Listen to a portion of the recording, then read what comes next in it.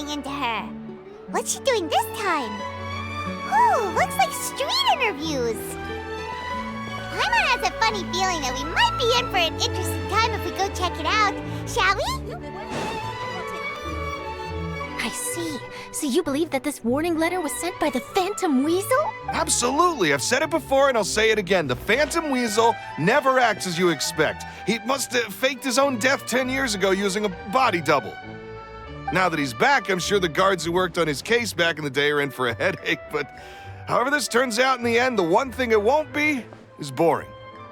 Couldn't agree more. As a journalist, I'm gonna get a lot of mileage out of this one. Thank you, sir, for your time. Now, whom should I interview next? Huh? Hey! What a coincidence! Fancy meeting you here. Perfect timing. So, the Phantom Weasel's latest warning letter. What are your thoughts? Yeah, this is the first time we're hearing of this one. Could you clue us in? Huh? Oh, sorry. Yes, this case is from a decade ago. I guess you wouldn't know about it. Well, not to worry. You're in good hands because I'm a professional. The story goes like this. 10 or so years ago, a phantom thief became active in the court of Fontaine. Known only as the Weasel, nobody knew his true identity, and the authorities never managed to catch him. Wow, cool! He sounds like one of those mysterious night burglars that you read about in novels. Precisely. Well, except the part where they actually have a good reputation. Our Weasel targeted whatever people held dear, and no one was safe from his predations. He would just as soon steal a necklace from a rich merchant's safe as he would a toy doll given to a commoner child for their birthday. I know! The phantom thieves you read about in novels rob the rich to pay the poor, but this guy did not discriminate. Unsurprisingly, this didn't work wonders for his public reputation. Every man and his dog wanted to see him behind bars. Yeesh. So, did they catch him? Not exactly. There's a good chance that the Weasel would still be at large to this day if it hadn't been for an accident 10 years ago. A magician named Caesar fell to his death in a botched high-altitude escape performance.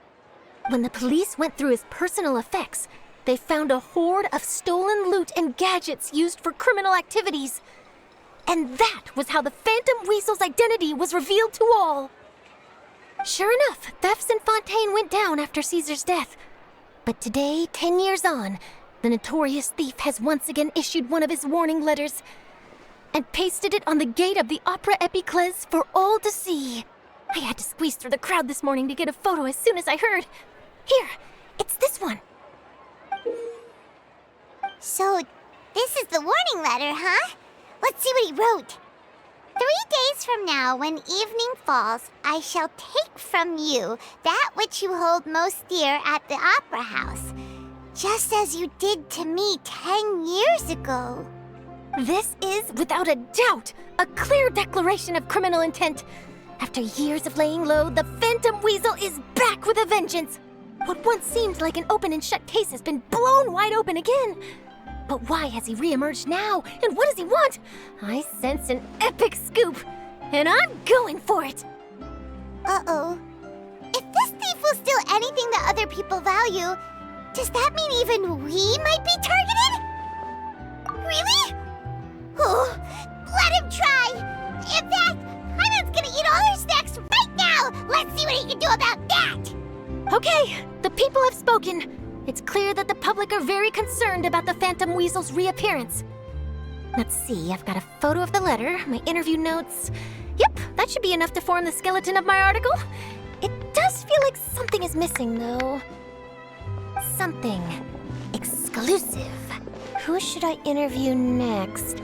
I need someone with a more concrete connection to the Weasel. Is that who I think it is?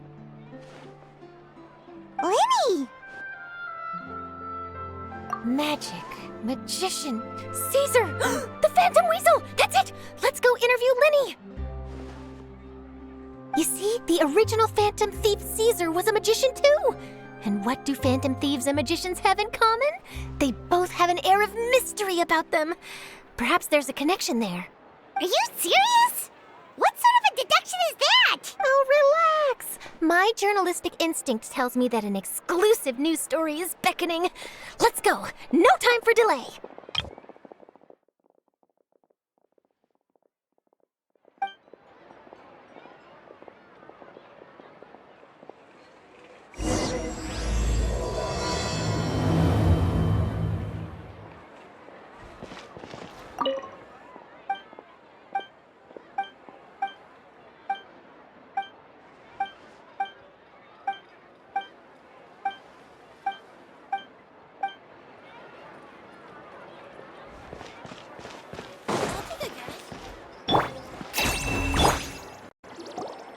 Wow, Mr. Magician! How did you know which card I picked? Oh, it's simple. Come closer and I'll let you in on my secret.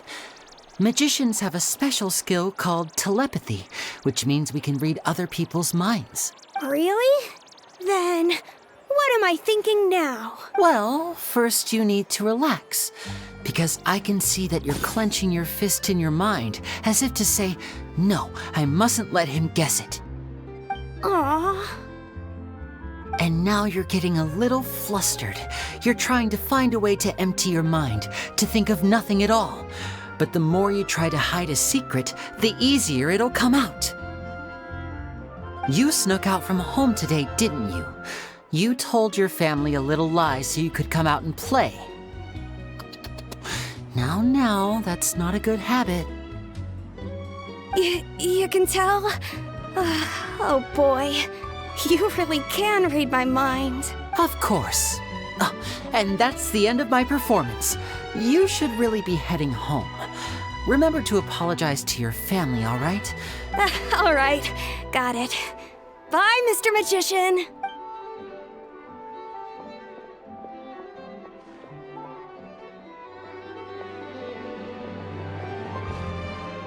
Hey, Lyney?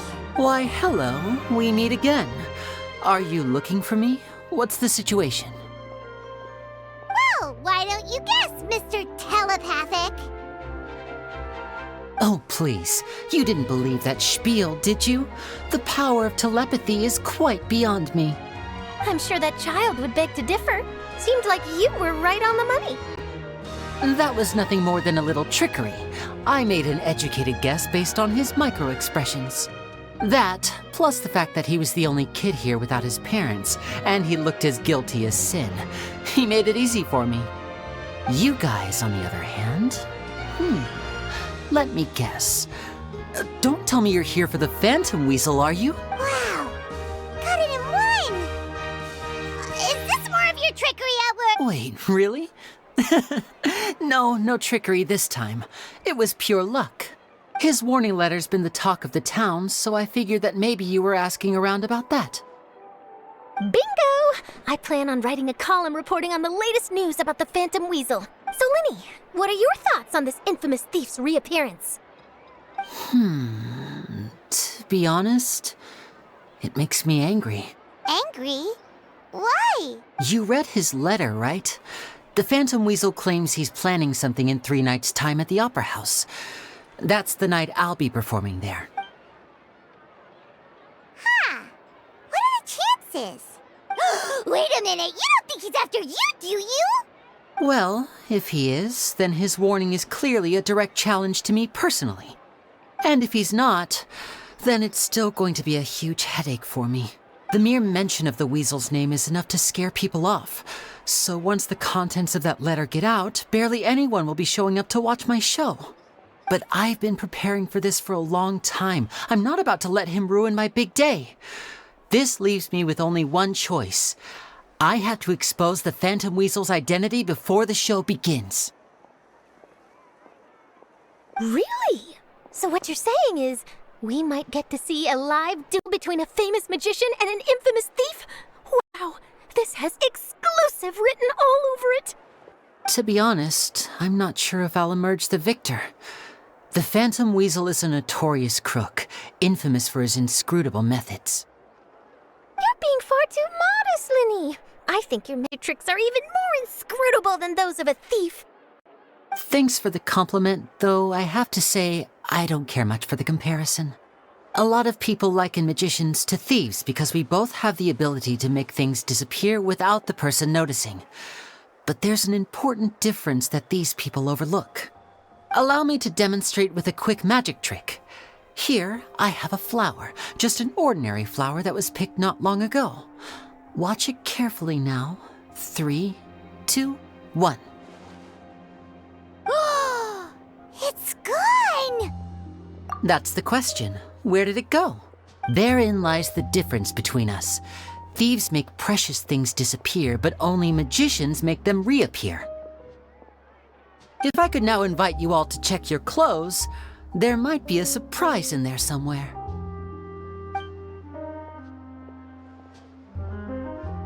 A surprise? Let me see!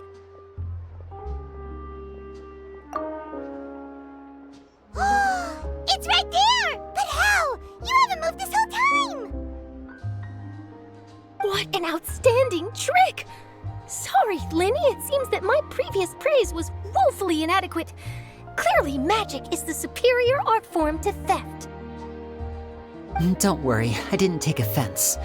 I just wanted to take the opportunity to perhaps change some of the preconceived notions you might have about magicians.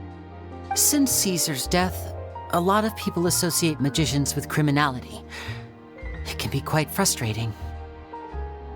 I can imagine. Coming back to your trick just now, might I presume that you are well versed in floral symbolism? For example, magicians often use rainbow roses in their flower-related performances to represent passion and romantic encounters. But you used a Lumidu spell, which, if I'm not mistaken, allude to separations. I'm curious to know if there was any deeper meaning behind this choice? Impressive knowledge. It's no wonder you're such a successful journalist. But I'm afraid I don't know the first thing about floral symbolism. I'm just in the habit of using Lumidu spells in my magic. It sounds like something I should look into, though. I'll buy myself a copy of Fontaine's Floral Language Facts when I have some time, but it'll have to wait until this phantom weasel business is behind us. Well noted. In that case, this brings us to the end of our interview. I, for one, am looking forward to the final showdown between you and the thief. Please feel free to get in touch to update me on any further developments. Otherwise, I will of course see you at your show in 3 days' time, but let's hope the Phantom Weasel is caught by then. If there's nothing else, I'll be off. You've given me lots to work with here, and I've got no time to lose if I want to write that exclusive piece. I'll see you all later.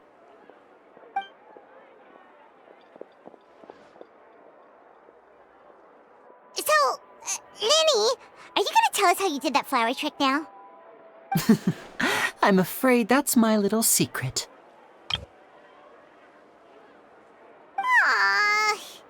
Well, magicians are entitled to their secrets. But Paimon's really itching to know how it's done. You feel it too, right? So itchy.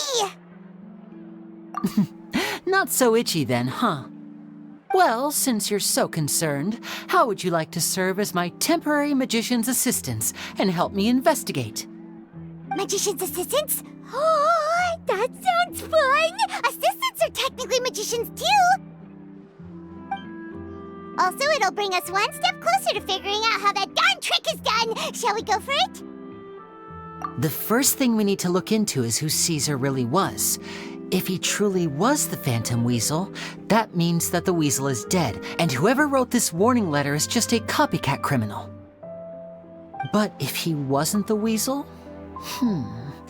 Well, that'll make things more interesting. It would mean that the weasel lives, and he's been laying low all this time in some corner of Fontaine. And if we're investigating Caesar, his fiancée Gemma is a good place to start. Word is that she visits the cemetery often, so I asked Lynette to wait for her there. We should make a move. Let's go and rendezvous with Lynette.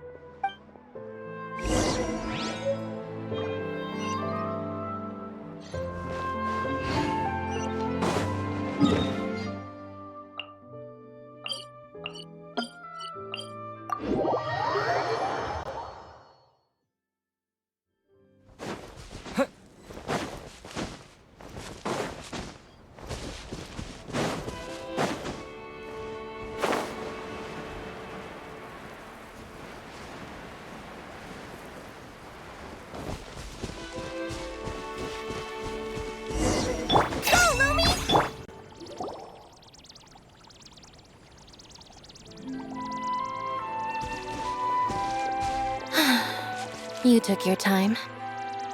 Sorry, I bumped into the Traveler and Charlotte en route, and we ended up chatting for a while. It's been a while, Lynette. We're working as Lyney's temporary assistants in the investigation of the Phantom Weasel. Thank you. It's good to have you helping. So, what's the situation? Have you seen Gemma? Nope. I've been here a while, and she still hasn't shown up. How bizarre. Maybe it was bad intel. Well, we won't get anywhere by standing around waiting. Traveler, Paimon, let's go ask around.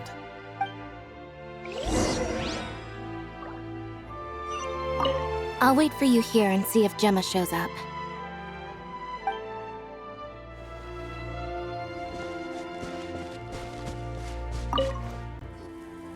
Excuse me, good sir. Do you by any chance know a Gemma? Gemma? You mean Caesar's fiance? Sure I do. What's this about? I'm just trying to get a hold of her because I need her help with something. I heard she comes here a lot. Yeah, she does. Poor thing. It's no secret why either. She's heartsick. Ever since Caesar passed away, she's been coming here once every week to clean his grave. Often she just sits there in front of his headstone, lost in thought. So I asked her what she was doing once. She said she wanted to speak to him again. She knows he's gone and can't hear her from the grave, but she just likes to spend time there, telling her fiancé all about how her life is going. And she's been doing this ever since Caesar passed away? Oh, so 10 years. Wow. Their love must have been really strong. I'll bet. Caesar's reputation fell apart after his identity was revealed, so no one else visits his grave. Gemma's the only one who still thinks about him after all these years. I don't know if the mind lives on in the waters after death, but if it does, I'm sure Caesar must be grateful to have someone who remembers him fondly. If I'm honest, I think this is all so unfair to poor Gemma. Her fiancé was a low-life crook. He doesn't deserve someone like her. Anyway, all of that said, she's running later than usual today. Normally, she'd be sitting in front of his grave by now. I wonder if she's okay. Well, that's everything I know, I'm afraid. You might have more luck asking some other people.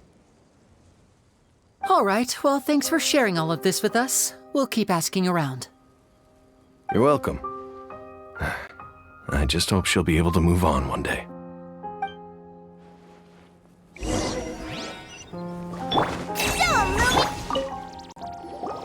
Did you hear the news? They're saying the Phantom Weasel's back. You're kidding. Wait, isn't he dead? I don't know anymore. All sorts of news flying around nowadays. I can never tell what's true and what isn't. But what if, just hypothetically, I mean, what if this weasel's the real deal and Caesar was framed? Called it. Seriously, 10 years ago, on the day it all went down, I said to myself, you know what? This guy's been set up. The Caesar I knew was a good guy. He gave balloons to children on the street, for Pete's sake. What, are we supposed to believe that he was a balloon thief or something? Give me a break. Oh, please. Weren't you the one cursing his name to high heaven when the police announced the news? You were all, that gosh darn lousy son of a, you think you know a guy, or words to that effect. Wait, did I say that? I don't seem to recall. Hello there. Sorry for disturbing you, but I couldn't help but notice you were discussing the Phantom Weasel. We're actually quite interested in this topic as well, but we're struggling to get to the bottom of it.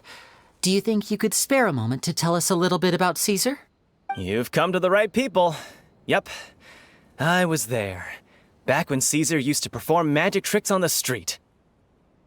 He was a great magician. The best trick I ever saw him do was pop a transparent balloon, only for a whole bunch of doves to fly out from the inside. I was right up close and didn't blink or look away once. But for the life of me, I still don't have the faintest clue how he pulled it off. Really incredible stuff. I saw him perform too. He always used to bring some gifts along for the kids who came to watch his show, and he'd hand them out after he was done. Sometimes he even got the kids to write their wishes down, and then he'd make the items on the wish list appear in his next show. He doesn't sound like such a bad guy. But after he died, there were also rumors that he used the wish list to find out what was precious to people, with the intent to steal it later. As I'm sure you know, the Phantom Weasel would steal just about anything from anyone. Whatever the case, now that the weasel is back, Caesar's become a hot topic once more. I bet Gemma must be pleased. If Caesar's name gets cleared, maybe it'll finally give her some solace after all this time. No, speak of the devil. That's her over there. If you've got any more questions about Caesar, she's definitely the one to ask. So that's Gemma. Is it just Paimon, or does it look like something's wrong? Wait, it looks like she's injured. Come on, let's see if she's okay.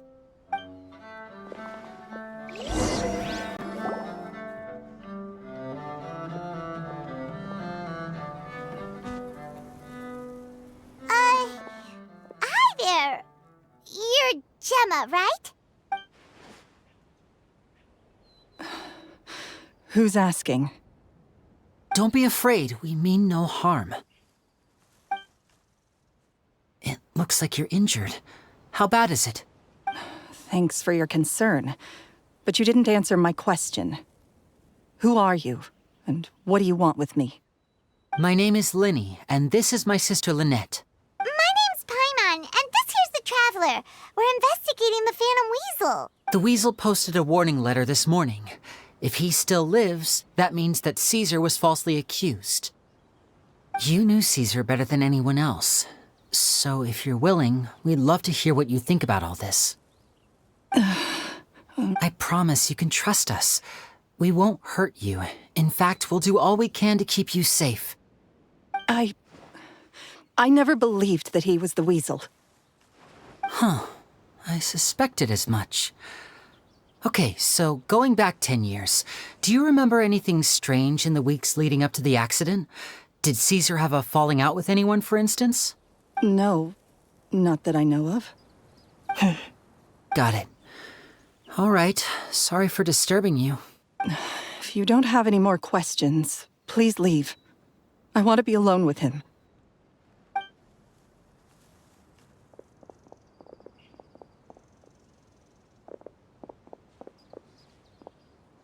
Judging by the look on her face, there's definitely something fishy about her. She's lying. She definitely knows something. That's fair. We're just a bunch of strangers who showed up and started questioning her about things that happened a whole decade ago. It makes sense that she'd be wary around us. In any case, I doubt we'll get any further here, so let's call it a day. Meet me outside Hotel de Boer tomorrow, and then we'll start the next step of our plan.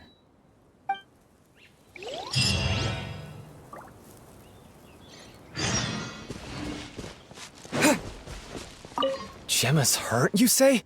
Now that you mention it, I did see her getting into a heated argument a while back. Maybe someone who hates Caesar was taking it out on her. People can be unbelievable sometimes. Oh, Caesar. Were you or weren't you the Phantom Weasel?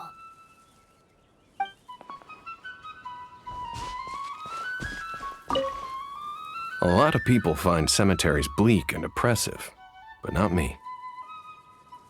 I find the silence gives me a sense of peace, and something about being in the presence of the dead and buried sort of puts all of life's woes in perspective.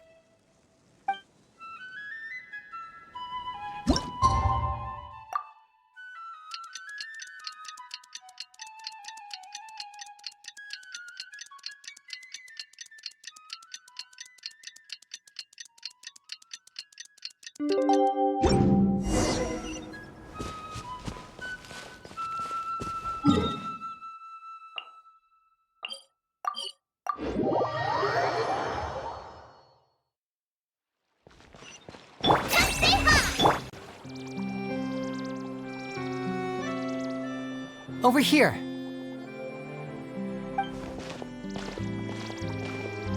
Lynette's not joining us today? I've had her follow Gemma and see if we can make any inroads with her. They should be at a cafe right now.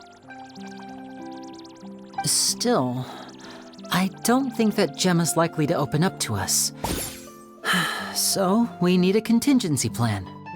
Today, we'll be looking into a guy named Lorenzo, Caesar's former pupil and assistant. When Caesar passed away, all the stolen goods discovered in his home were confiscated and returned to their rightful owners. But Lorenzo was the only one privy to all his magic secrets, and he inherited his craft.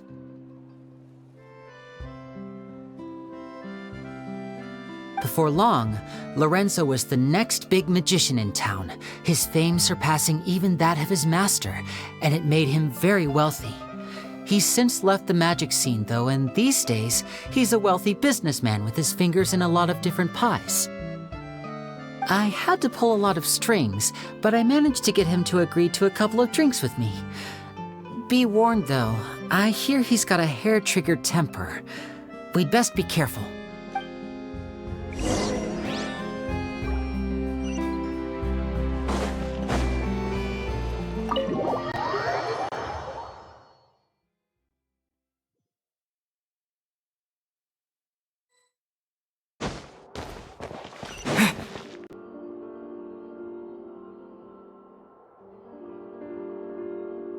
You neglected to mention that you were bringing 2 other people with you. My apologies. These 2 are my assistants.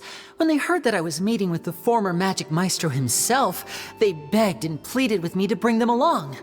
And if it's no trouble, a couple of autographs would really make their day. Oh, forget the pleasantries, just sit.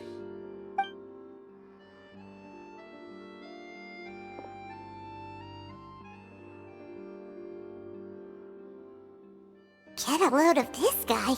Forget the pleasantries, he says, but he looks pretty happy about Lyney stroking his ego. I only agreed to meet since we're both magicians. Do me a favor and cut to the chase. I have more important things to do than drinking. Much obliged, sir. As it happens, the matter I want to address is also related to magic. Yesterday morning, a warning letter from the Phantom Weasel appeared on the entrance to the Opera House. He claims to be planning something for the same evening that I'm scheduled to do a magic show there.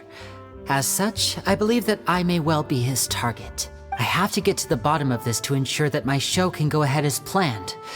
Naturally, any investigation into the Weasel starts with a few questions about Caesar, who... What is there to investigate? Caesar was the Weasel and he's been dead for 10 years. So what if some sick creep thought it'd be funny to write a warning letter? It changes nothing. Are you trying to tell me you actually bought it? Please, sir, no need to get so worked up. I do concede that a copycat is but one possibility. Possibility? It's a fact, Lyney. Look, my patience is limited, so listen carefully while I'm still willing to put up with you. The Weasel is dead. Period. Everyone knows that, so do yourself a favor and quit this investigation. It'll lead you nowhere. Look, if this affects your magic show in any way, I will personally compensate you for any losses. Oh, sir, I'm honored, really. But this isn't about finances for me. My pride as a magician is what's at stake here, Lorenzo. Copycat or not, this person has thrown me the gauntlet, and I must meet their challenge head on. Your pride? Don't mince words with me, boy. Just tell me, what exactly are you seeking to do? I want to find out the Phantom Weasel's true identity. I have to know for myself what really happened 10 years ago. What would that accomplish? And what do the events of 10 years ago have to do with you, anyway? Look, you of all people should know that a magician never reveals their secrets. And in any case, dead men don't talk. So if you really care about your magician's pride, then you'll forget about Caesar and move on. Uh-oh. This is getting awkward. Lorenzo? Is that? Oh, it is you! I know that big, booming voice anywhere. What's up, my man? Want to grab a drink with me? Another day, I'm busy. Oh, come on. You can't be all business all the time. You know what they say? Live fast, die young. You gotta learn how to kick back and relax once in a while. If I wanted your life advice, I'd ask for it. Now get out of my face and go be drunk somewhere else. Sorry, my good sir. I don't believe I've had the pleasure. Oh, hey! Edmondo. He and I are business pals. We worked together a bunch of times. This is your first time meeting him? Oh, he's always like this. Foul-mouthed and hard-nosed. Never heard a kind word out of this guy the whole time I've known him. And he wonders why he can't get a girlfriend, despite being, what, pushing 40, 30, something? Anyway, point is, a lot older than when he first got rejected by the girl he was into. And he's still into, from what I hear. Shut up and get out of my face. Another word out of you and you can forget about doing business with me ever again. Do I make myself clear? Sorry, I may have had a little too much to drink. All right, I'm gonna leave. Don't work too hard.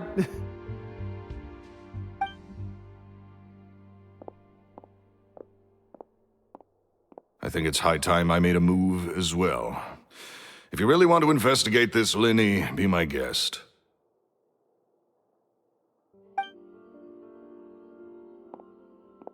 But if nothing good comes of it, don't say I didn't warn you.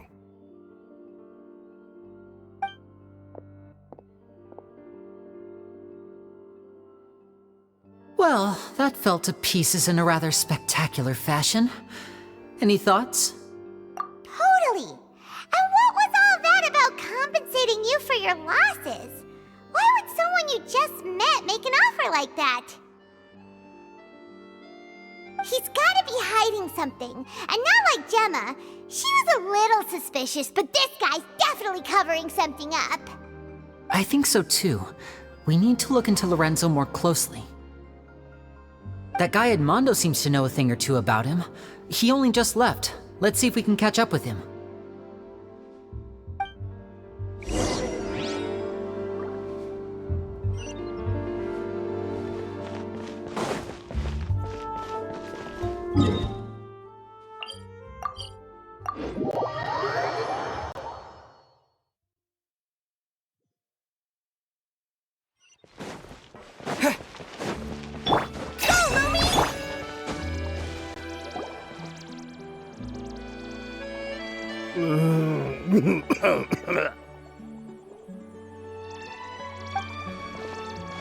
You okay there? Who are you? Oh, it's you guys. Don't worry about me. I must have had one too many. I just need to ride it out. I say way too much back there, didn't I? Yeah, I nearly talked myself into complete financial ruin. Note to self, no more drunken chats when Lorenzo's around. So, he was serious about threatening to cut you off? Ugh, Paimon knew he was a bad egg! Hey! Just keep your voice down.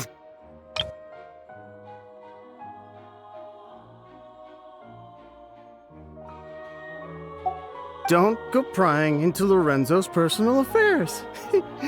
Bad things happen to people who ask too many questions, or make an enemy out of him. What kind of bad things? Don't even ask. I'm sorry, I'm gonna have to cut this conversation short. I'm not crossing that line again. And take it from me, trouble with Lorenzo is one thing you don't need in your life. You saw him flare up back there. I don't know what you said to him, but clearly it touched a nerve. That's not a good sign. You're too young for this.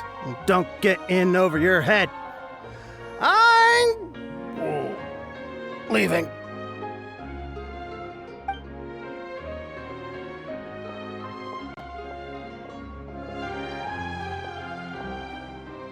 And there he goes.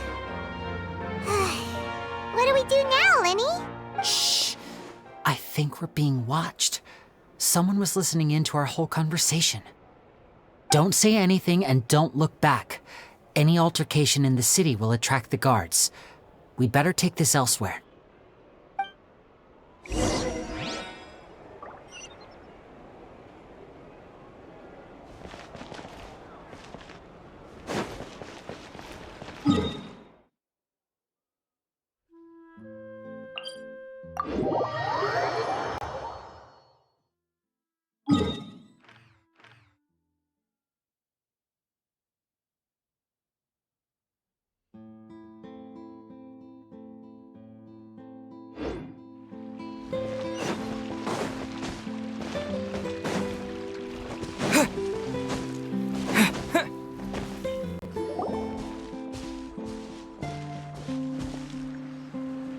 You followed us a long way. Why don't you come out and introduce yourselves? So you're Lyney. And where's your sister? Ain't she with you today? Save us the trouble and go fetch her for us. Let's not drag this out. Paimon doesn't like the tone of your voice, mister! Who sent you, huh? Save your questions, missy. You ain't gonna need answers where you're going. Capiche? Looks like we can't avoid this fight. Now, I'm not the strongest fighter, so I hope you're ready to back me up. Don't worry, we got this!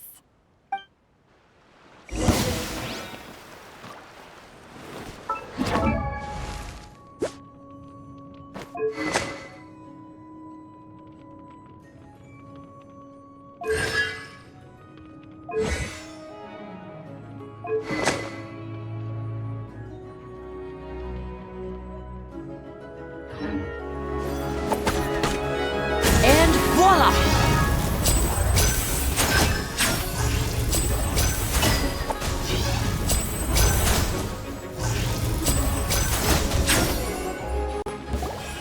Curses. They're tougher than we thought. Vision wielders are always trouble. Intimidation ain't gonna work like it did on the lady. Come on, let's scram! Hey, wise guys! We ain't through with you yet! Oh, they got away! Did you catch what they said just before they left? Something about intimidating someone else. Sounds like they just wanted to rough us up as a scare tactic. And they've already done it to someone else, but who? You're right. She was injured when we saw her yesterday, and she acted like she had something to hide. Maybe she was too scared to tell us the truth because those guys had threatened her. Well, if that's the case, she should be more willing to open up to us once she learns that those thugs won't be bothering her anymore. Let's head back to the cafe and see if we can get any information from her.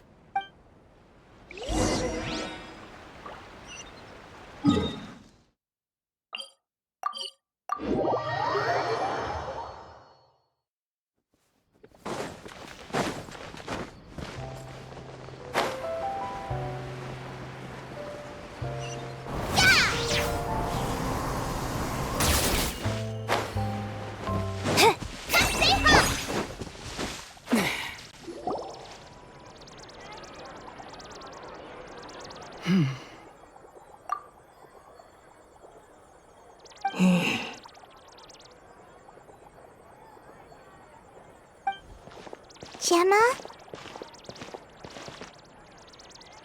You again. What is it this time? We just ran into the men who've been threatening you, and we gave them a taste of their own medicine. So, you can relax now. We're here to protect you. What? Why? I didn't tell you anything. Why would they come after you? Sounds like they're no strangers to you. That's putting it mildly. I know them all too well, and I hate them with every fiber of my being. It's been 10 long years, and still every time I try to look into Caesar's death, they show up and warn me not to do anything stupid. How do I know I can trust you? Do you really think you can get to the bottom of it all? And why are you doing this? I'm afraid I can't reveal all the details just yet, but I can promise you this. I will expose the Phantom Weasel's true identity. Because you see, this is a personal matter of the utmost importance. I give you my word. Trust me. Okay.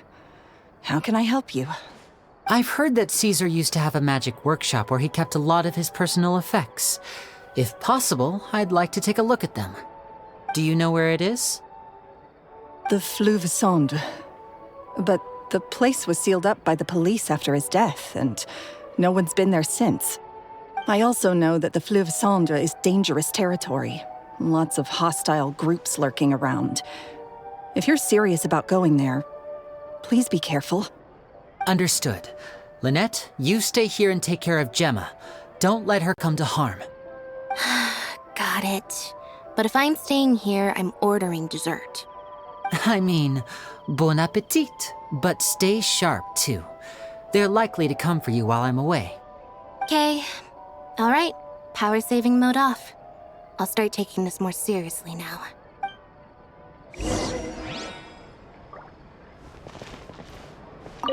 With me here, nothing will happen.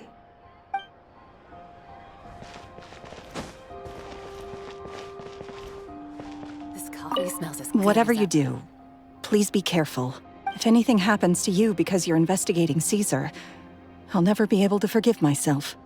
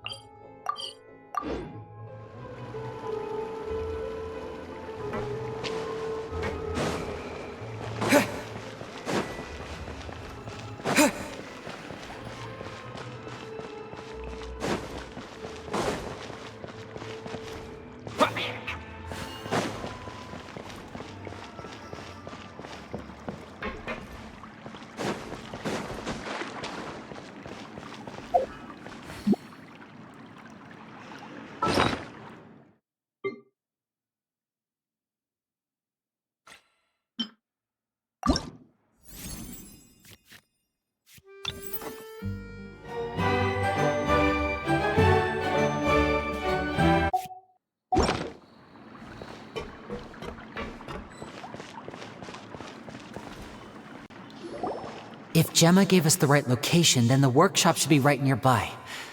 Huh. Looks like these boxes are blocking the entrance. Let's shift them away first. There we go. It should be just down here.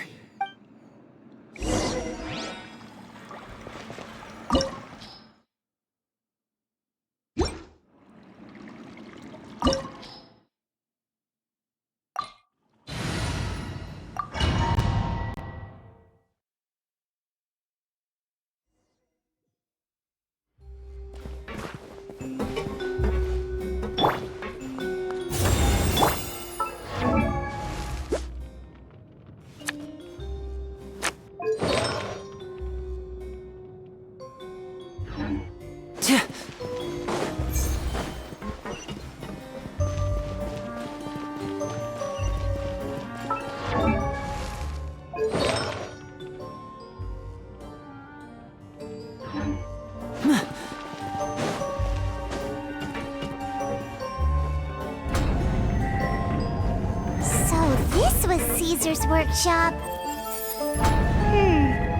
Nothing suspicious here, just normal magic props. Let's head in further. What was that? Oh, is this one of Caesar's gadgets? Guess we must have triggered some sort of device.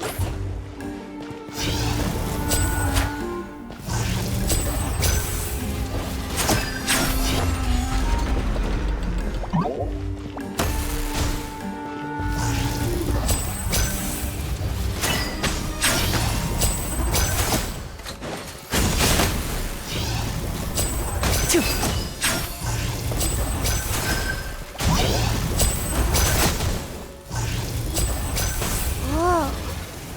Look, the doll in the box box is glowing.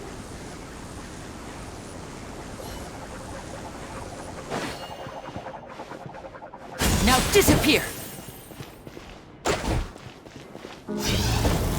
There's something written on the card on this doll. Let's take a closer look.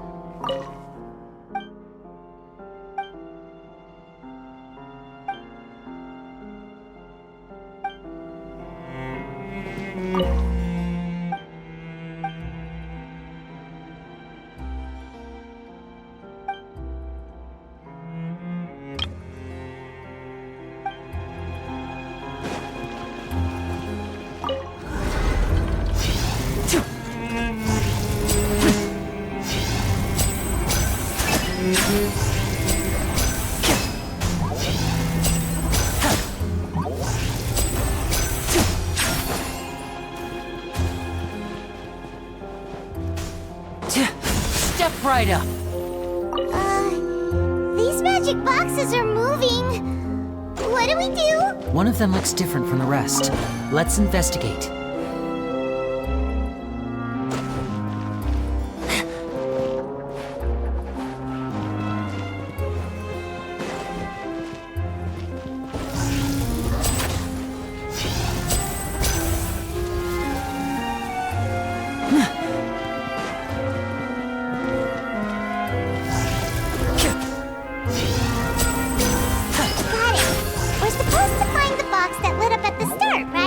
Should be another wish list inside. Let's keep trying.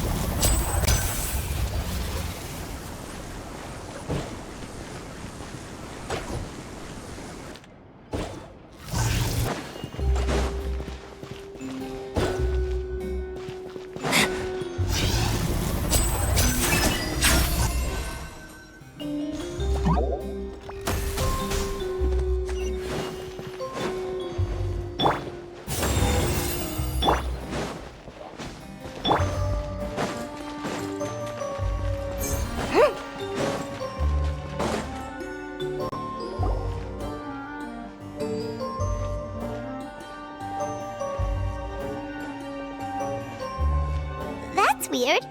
Have we reached the end already? There's nothing here. Maybe this was a wasted trip. This place seems a little too ordinary for a magician's workshop. There's a distinct lack of mystery. We've triggered quite a few devices on the way here. I'm starting to wonder whether Caesar built this whole place as one big, elaborate magic contraption. If so, then there must be more to this place than meets the eye. Maybe a hidden room somewhere. Aha! If I just move this book, then... A secret passageway! How did you know? I'm a magician too, and apparently great minds really do think alike. Looks pretty big inside. Let's head in and take a look around.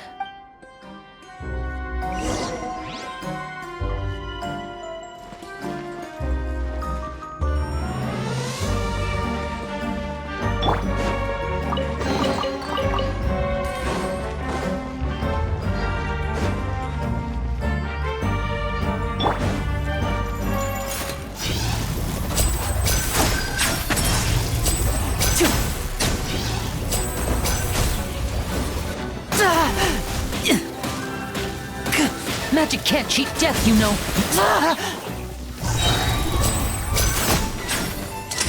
Let's get this show on the road.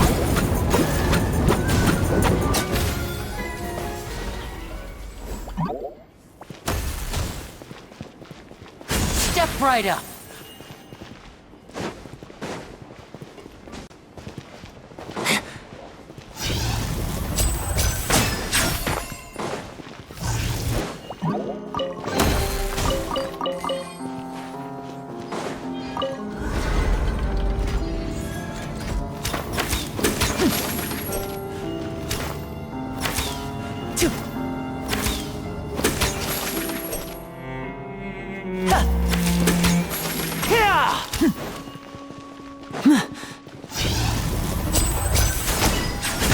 disappear!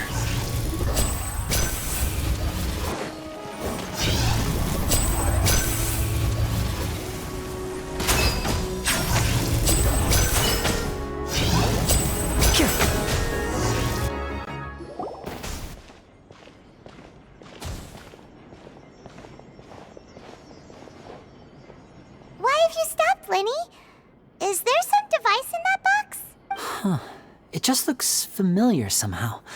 Let me check this out for a second while you guys go on ahead. If anyone makes a major discovery, let's rendezvous here. All right, see you in a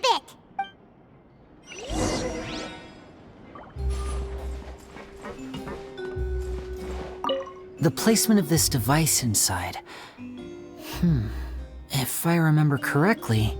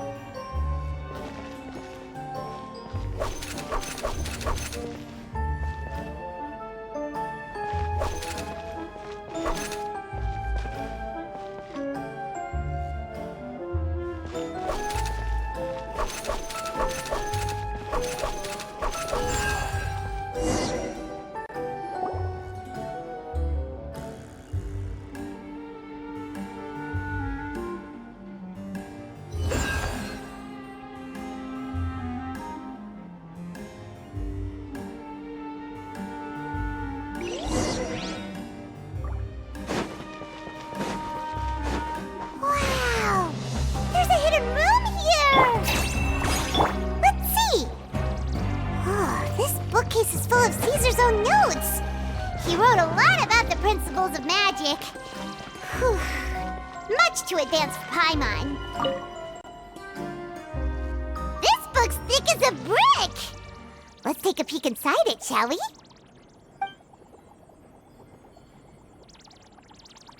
At one of my shows a few days ago, a child asked me how I pulled candy out of my hat. As a joke, I told the kid that the hat has a built-in wish-granting machine. Next thing I know, today a whole bunch of kids were pestering me to pull all sorts of things out of the hat.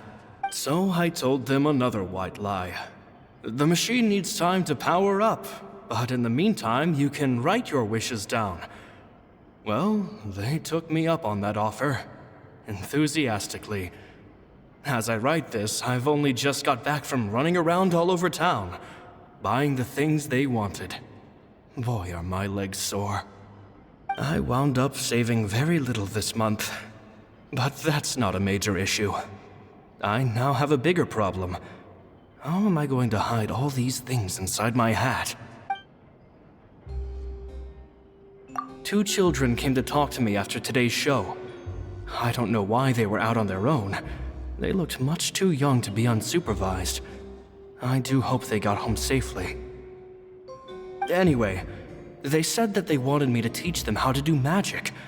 It's not uncommon for children to ask this, of course, but I've never seen any of them as serious about it as these 2. I told them that learning magic is very hard work, but that didn't faze them at all. It's like they already knew. They seemed so committed. I couldn't turn them down. It seems like something's bothering Lorenzo lately, but he won't open up to me about it. Surely he's not upset that I agreed to teach those 2 children. I'll have to talk him around. I have a good feeling about those kids. They're naturally talented, and it seems like they're not new to the world of magic. They have all sorts of fantastic ideas. All I'm really doing is helping them develop a more professional standard training plan. They wanted to call me Master, but I told them they absolutely mustn't. Any magician worth their salt could have taught them what I have. They're the geniuses here. Compared to them, I don't deserve to be called any sort of master. With time, I have no doubt that they could become far greater magicians than I.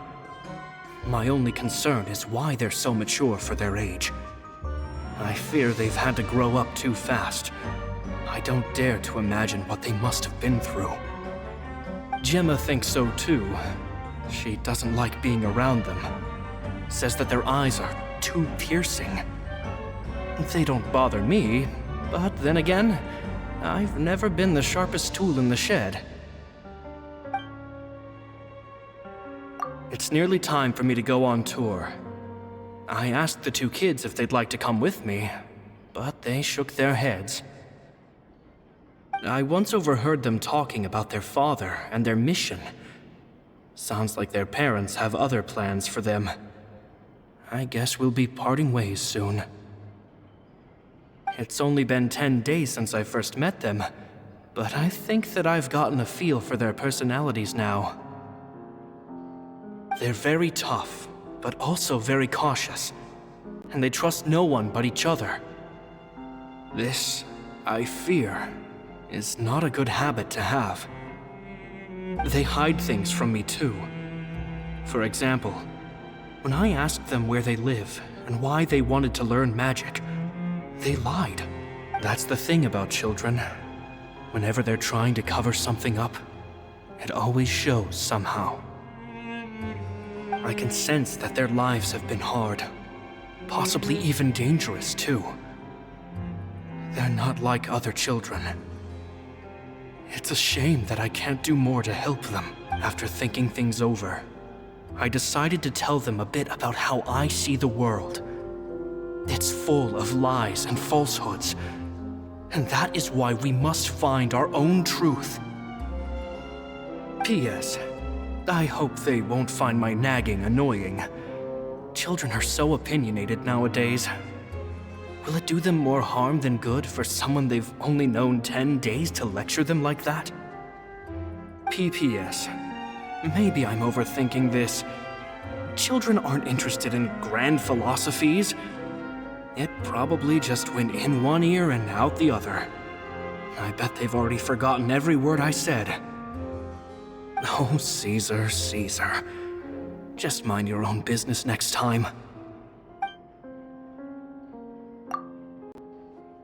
Two magic geniuses with a father and a mission, huh? Sounds a lot like he was writing about Lyney and Lynette, don't you think? So did they meet Caesar when they were kids? Let's go ask Lyney!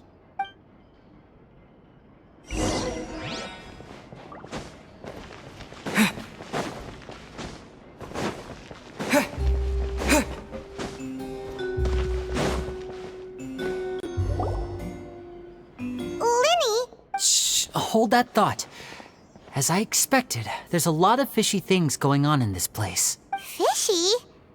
Uh-oh, what have you found? All in good time. Before we go over our new leads, I want to tell you how a high-altitude escape is performed. First, the magician slots themselves into a magic box in full view of the audience. The box is then suspended high in the air, and a short while later, the base automatically opens. At this point, a dummy will fall out of the box, but it looks real enough to grab the audience's attention, and they start wailing and screaming. Meanwhile, the real magician, who has by now blended into the crowd, waits for a good moment to make their appearance and put on a hysterical performance. Oh no! Is that me? Did I just fall to my death? Very vivid description. Paimon can really picture it. And then what? The audience's gaze then turns to the magician, and by the time they realize what's happened, the dummy has vanished, as if everything that just happened was some sort of shared illusion. Of course, that's just how I think the process should work, theoretically speaking. The inventor of this trick never performed it successfully. When the box opened, Caesar was the one who fell out, and not the dummy. He fell right to the ground from the highest point of the opera house. No one could hope to survive that fall, not without a vision at least. And no one else has ever attempted this trick since. My understanding of how it works is just based on what I could gather from his notes, and So Caesar's famous high-altitude escape has never been done, huh? Paimon was about to say how cool it would have been to see it in person, but if it's that dangerous, it's probably for the best that no one else tries to do it. Wait a second.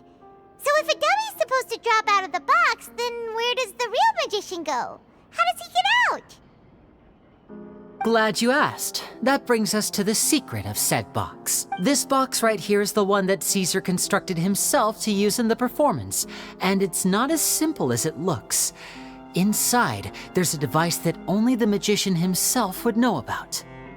Once the magician's inside and the box is lifted up into the air, the audience's view of the box is fixed at a certain angle. From where they're standing, they have a clear view of the front, sides, and bottom, but the back and the top are now no longer visible. At this point, the magician presses a button inside the box, opening a secret door out of view. He then escapes through this trap door onto the opera house roof, waits for the dummy to fall and distract the audience, and quietly returns to ground level. That's way simpler than Paimon imagined. Even Paimon could probably do it. Well, there's a little more to it than that, of course. The hardest part of this trick is controlling the audience's mood and reactions. That takes an exceptional degree of showmanship. There's the falling dummy, the miraculous reappearance, the pompous performing. Maybe the magician would even have themselves tied up before it begins to strengthen the impression that there's no escape.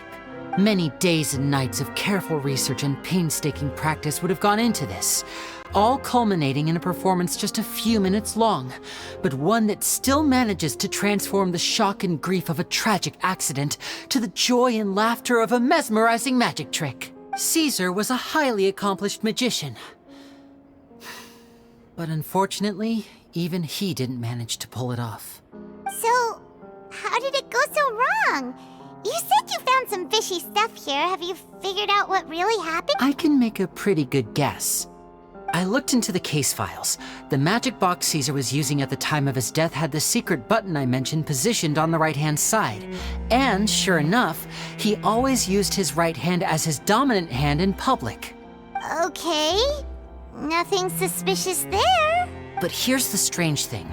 Most of the devices in this workshop have the mechanism on the left-hand side, including this box right here, which leads me to believe that Caesar was in fact left-handed. Because a magician can't afford to have their most basic habits stand out too much. People naturally focus their attention on the most important details of the task or situation at hand. But a magician needs to be able to redirect an audience's attention at will so as to avoid arousing their suspicion. The essence of magic is getting people to believe a lie. If even the truth raises eyebrows, the falsehoods become all the more difficult to mask. And so, Caesar trained himself to use his right hand to align with his audience's expectations. Great magic always requires sacrifices. But in his most stressful and nerve-wracking moments, and when no one was watching, reflex would kick in and he'd use his left hand. Exactly. I think that's likely what happened. Caesar would have been under a lot of time pressure during the escape.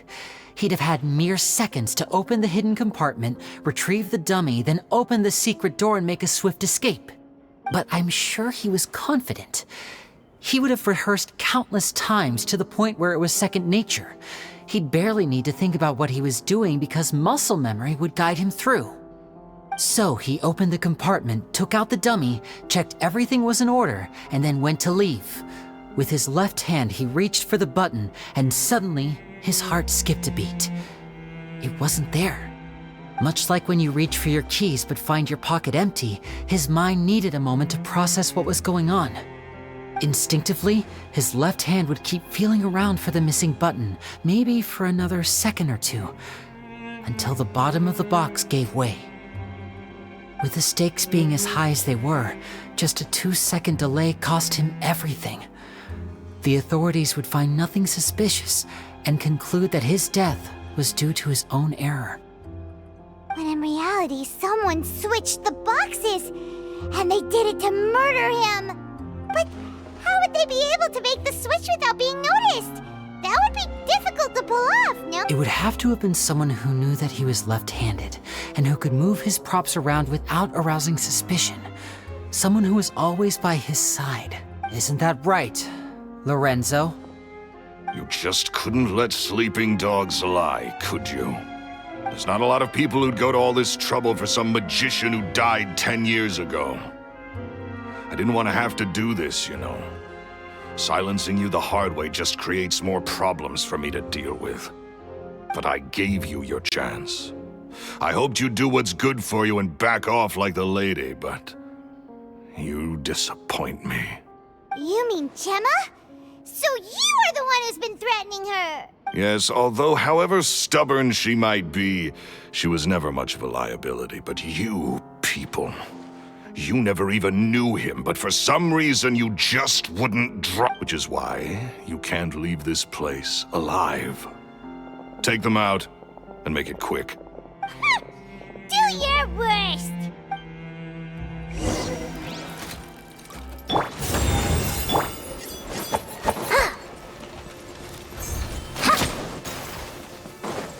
Go, Lumi! Like it or lump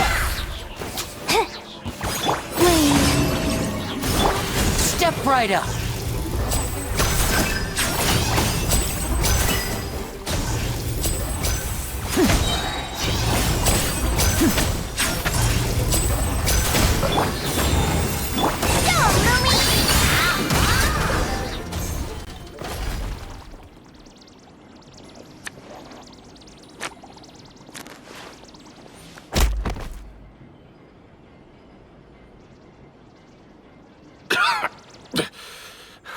You kids are tougher than you look.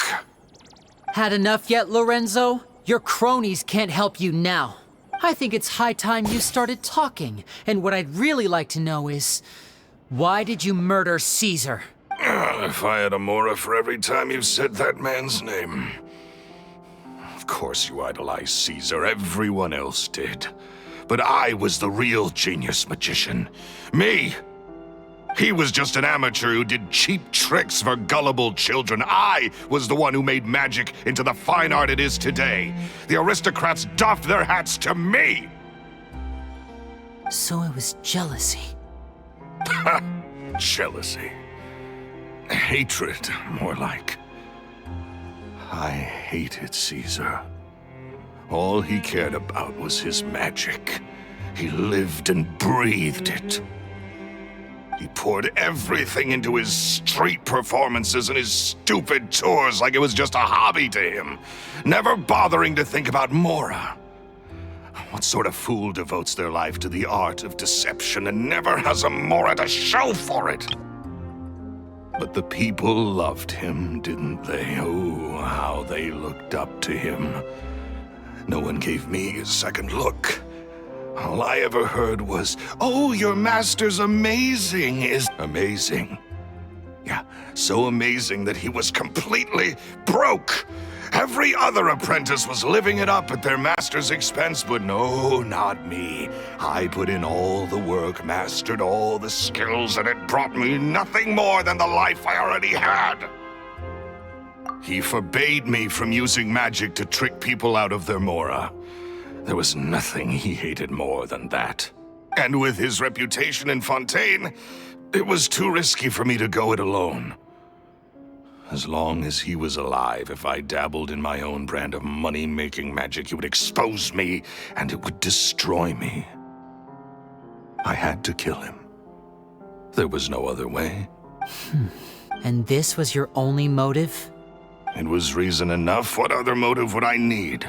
Well, I was under the impression that there might have been other factors at play. For instance, maybe you were in love with Gemma, but she was engaged to Caesar. In love with Gemma? Don't be ridiculous. Guess I was wrong about that then. Next question. Are you the Phantom Weasel? I am. Caesar was so strict with me. He insisted that his way was the right way, that the sole purpose of magic was to bring joy to the world. I never bought into any of that. I was more interested in the practical value of magic. Sure enough, it helped me fill my pockets with all kinds of valuable treasures. Oh, yeah! Charlotte told us that the weasel would steal whatever people valued, no matter how much he was worth. That's just how it looked from the outside. What would any thief want with second-rate loot? I've only ever targeted high-value items. I stole cheap things as a way of practicing my craft. It was other people's overactive imaginations that conjured up the preposterous image they then dubbed the Phantom Weasel. So that's the story, huh? Well, I hope you're ready to tell it all over again during your trial. What choice do I have? You're a pack of wolves, and you've got me between your jaws. You've seen what's here, and my last-ditch effort to stop it getting out has failed. What else can I do? So be it. I've enjoyed power and wealth for the last 10 years, the likes of which Caesar could never give me. I wouldn't choose for things to end this way, but I regret nothing.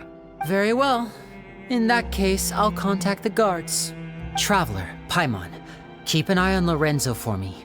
I'll meet you just outside the workshop when I'm back.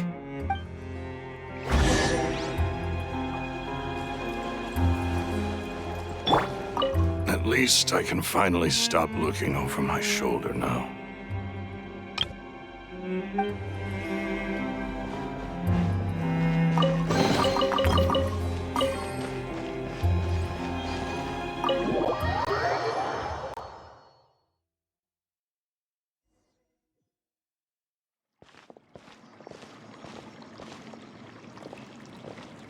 Lyney has told me the whole story. Lorenzo, do you confess to the murder of Caesar and to framing him for the Phantom Weasel's crimes? Look who's finally developed a conscience. What kind of disciple murders their own master? I hope it was worth it, because they'll be hell to pay.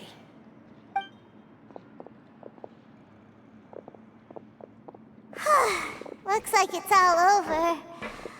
What should we do next, Lyney? Should we start preparing for your... Let me think. Let's rendezvous with Lynette and Gemma first. With Lorenzo in custody, Gemma will no longer have to fear for her safety. Good point! We should go tell Gemma the good news right away!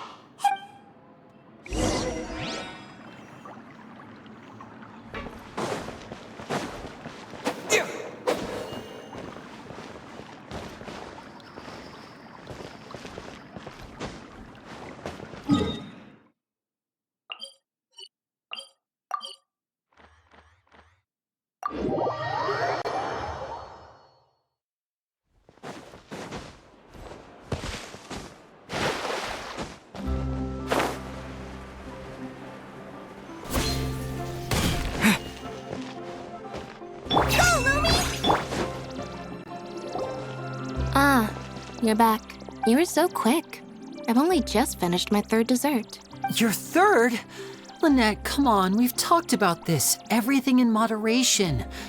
You're not gonna have any room left for dinner now. It's fine. I'll shift to exercise mode and jog off the excess sugar. That's besides the point. Well, it's done now, but try to eat a more balanced diet in the future. Did everything go okay? Of course! Lorenzo was no match for us. The guards are taking him into custody as we speak. Gosh, that's amazing. I'm sorry, I still didn't know if I could trust you, but now it seems I can. I had my suspicions about Lorenzo, but It's okay, we understand. He did threaten you. Paimon would find it hard to trust strangers in your position too. But you don't need to be scared anymore. Everything's gonna be okay. Sorry.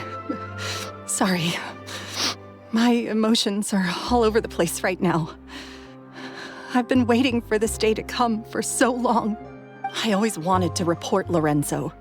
He took all of Caesar's property, which I found suspicious, but I had people watching me all the time, so I couldn't risk looking into it. I was so afraid. I was scared he'd do something terrible to me, and then no one would be left to visit Caesar's grave. So I never had the courage to speak out. Thank you all. Truly, thank you so much.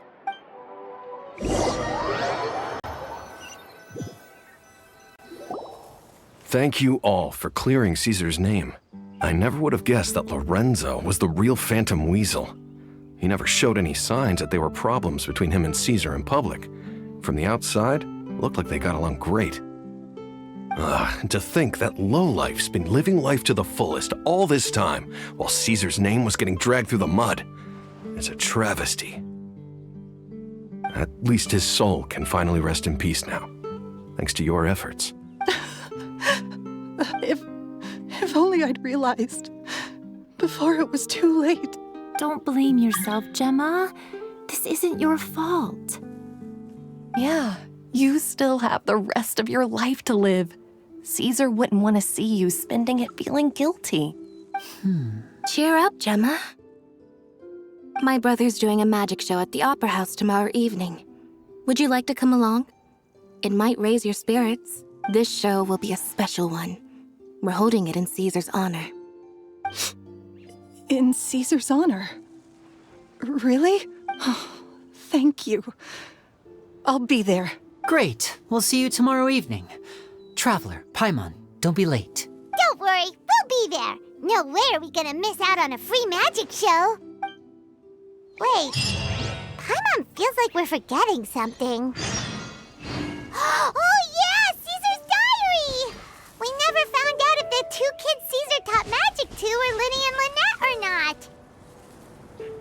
Lyney changed the topic back in the workshop, so we didn't get a chance to bring it up. Oh well, guess we'll just have to ask Lyney tomorrow evening. It may take some time, but Caesar's reputation will be restored now that the real culprit has been captured. Looks like Gemma chose a good man after all. I can't believe Lorenzo was intimidating Gemma all this time. He comes around here sometimes. Not to clean Caesar's grave, though. He just stands off to the side and watches Gemma from a distance. She must have known, but she never asked him to leave. I wonder why that is.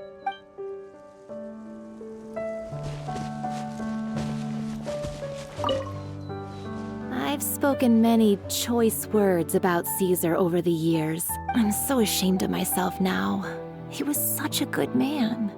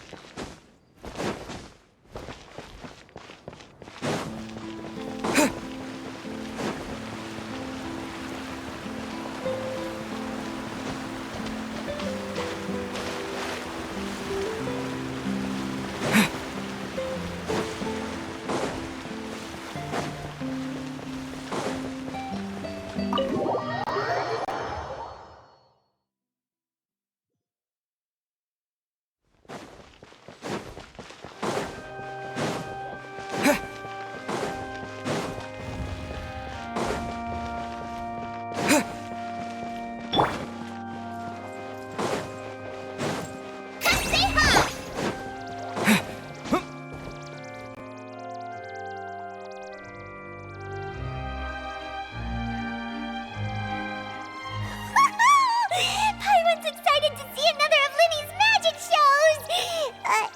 Wait. Lynette, shouldn't you be on stage by now? Not this time. My brother's going solo today, so I'll be watching with you. Good evening, ladies and gentlemen. I hope everybody's ready because the show is about to begin. The great magician Lyney has prepared a spectacular show for us all tonight, concluding with an all-new grand finale that no audience has ever seen before. Wow! A new trick! Thank you all so much for coming. Now, prepare to join me on a journey through the mystical and miraculous.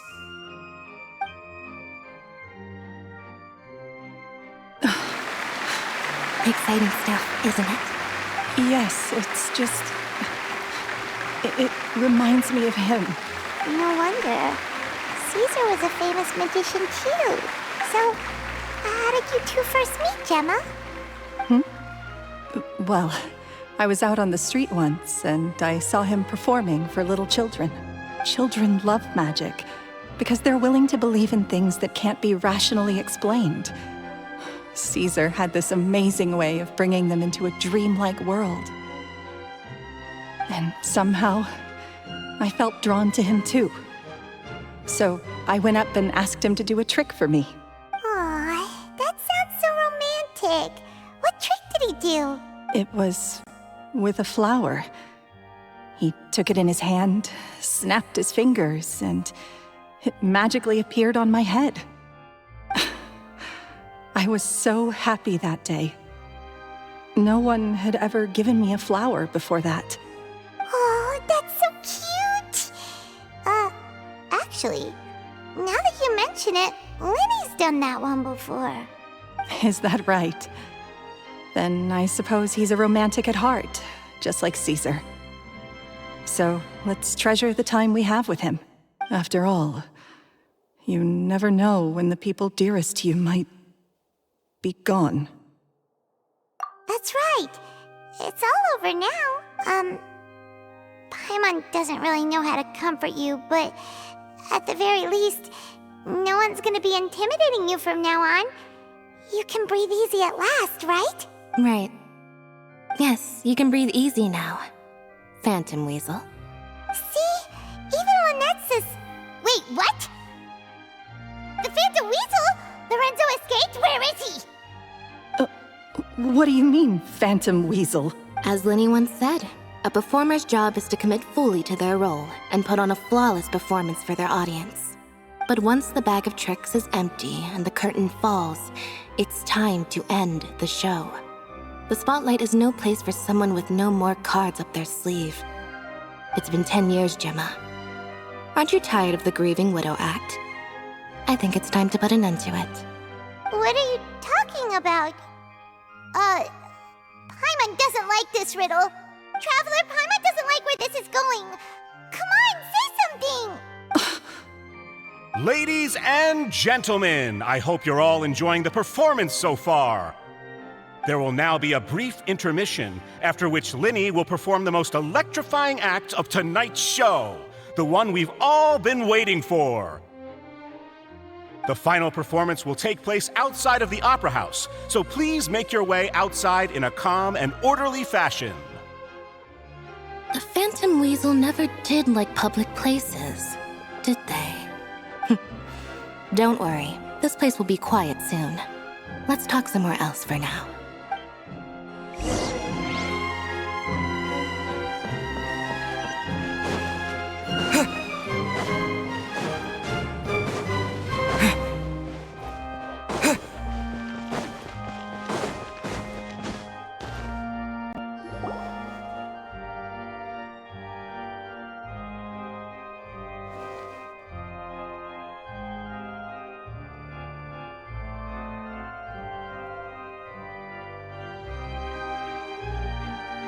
Dear me, this is awkward, isn't it?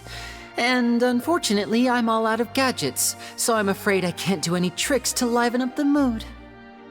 This is a big mistake for a magician to make, but thankfully, I do have a backup plan. Now, who wants to hear a story? Lyney, don't we have more important things to address right now? Lynette accused Gemma of being the real Phantom Weasel a moment ago. Oh, what the heck's going on? All in good time. Magicians are good at guessing what people are thinking. I know the questions you want to ask.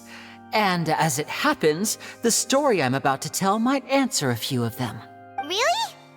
Well then, let's hear it! Paimon's dying of curiosity here! Let's go back to the very beginning. A decade ago, when the Phantom Weasel was terrorizing the court of Fontaine. She never missed a target, never left a trace, and no treasure was safe from her thieving hands.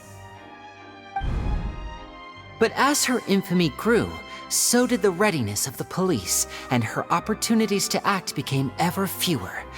Every day, she ran the risk of being exposed for who she was. Of course, she could not simply take this lying down, and before long, she found her ticket to freedom. She would create a scapegoat, a false weasel to close the chapter on her behalf. After weighing her options, she set her sights on a renowned magician, Caesar. After all, magic and theft shared enough similarities for people to buy the story when the truth came out. So then what? Being the master deceiver she was, the weasel easily earned Caesar's trust. Now all that remained was to frame him for her countless crimes. But as she was considering how to make her move, she noticed Caesar's aggrieved pupil, and a new thought entered her mind. Maybe I don't need to get my hands dirty after all. At her encouragement, Lorenzo tampered with Caesar's magic box, causing him to fall to his death. Afterwards, Lorenzo seized his master's property, and the weasel set about tarnishing Caesar's reputation. Two co-conspirators committed the perfect crime.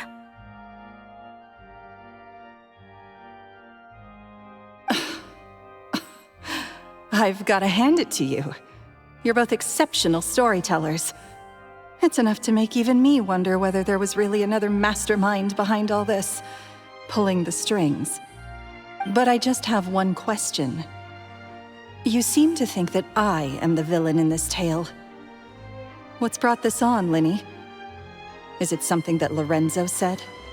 Don't worry, Lorenzo said nothing at all. But I never believed that he was the weasel, and in fact, my investigation only made me more certain of that. He was too forthcoming with his confession, as if there was something else he was trying to hide. How disappointing.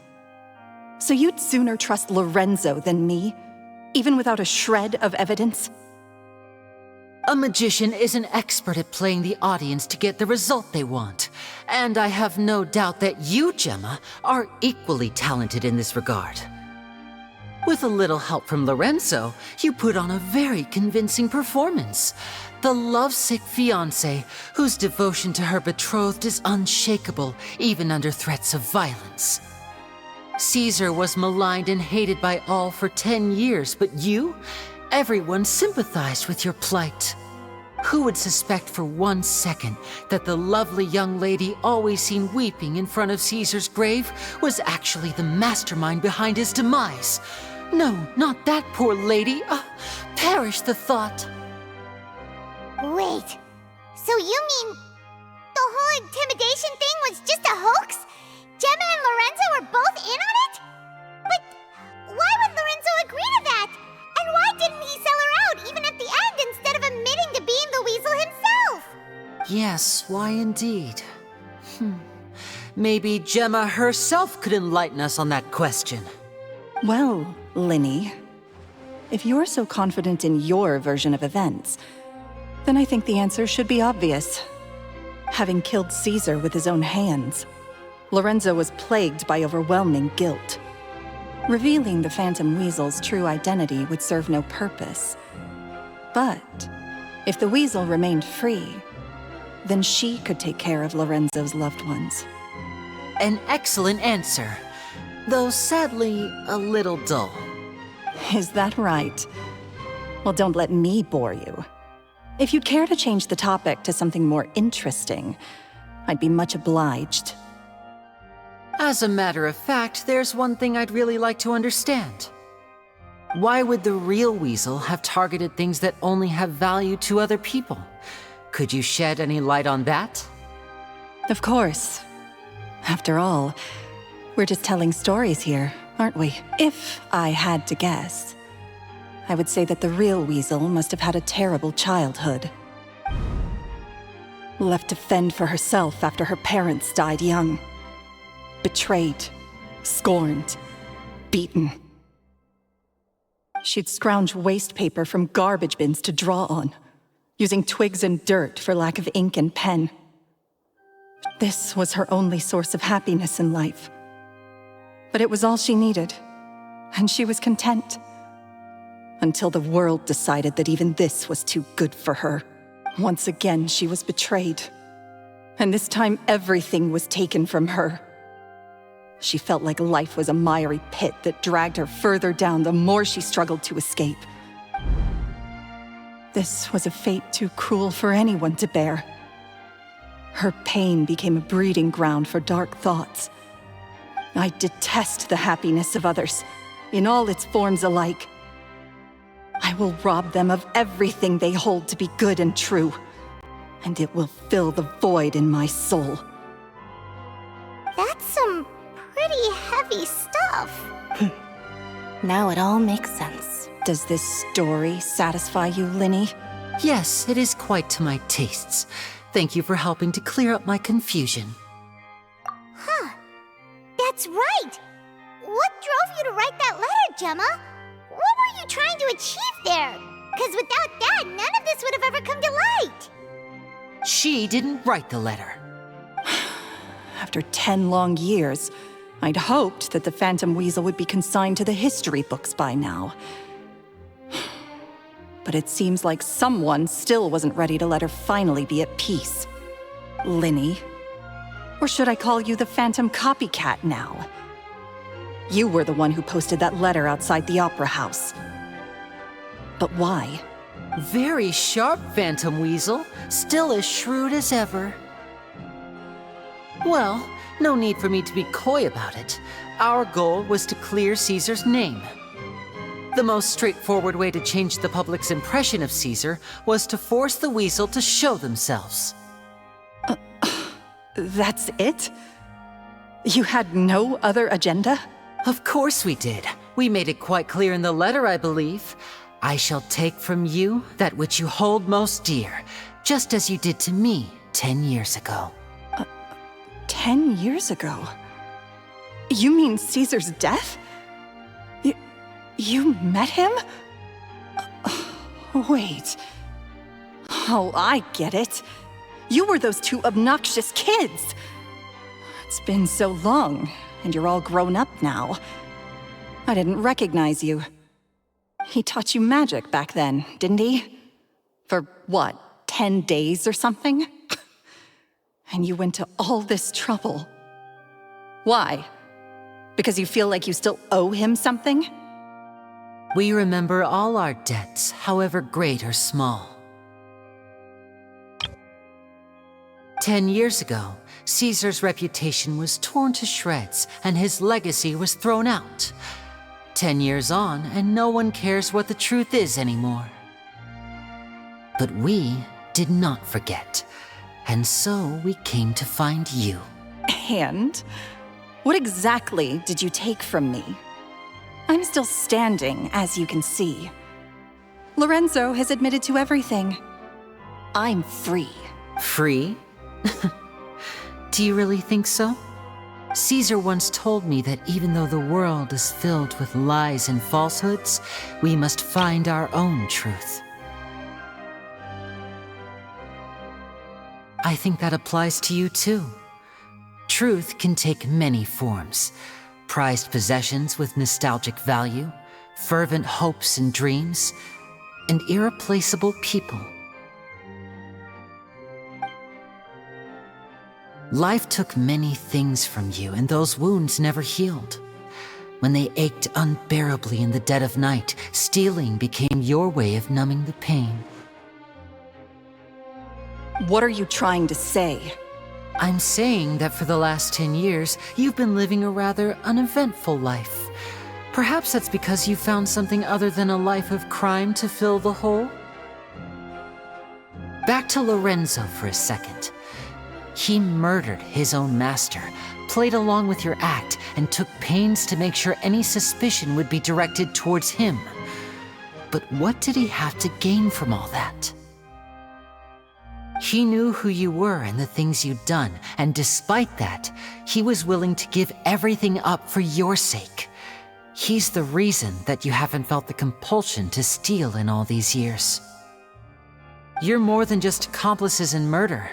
You're the only real friends each other has. So I think you know, deep down, that he is the only truth you have in your life. But that truth is gone now, and I guarantee you, you'll never see it again. Congratulations on your freedom, Gemma. Your freedom will cost you dearly.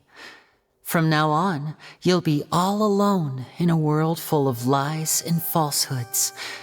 I do hope you'll be able to bear it.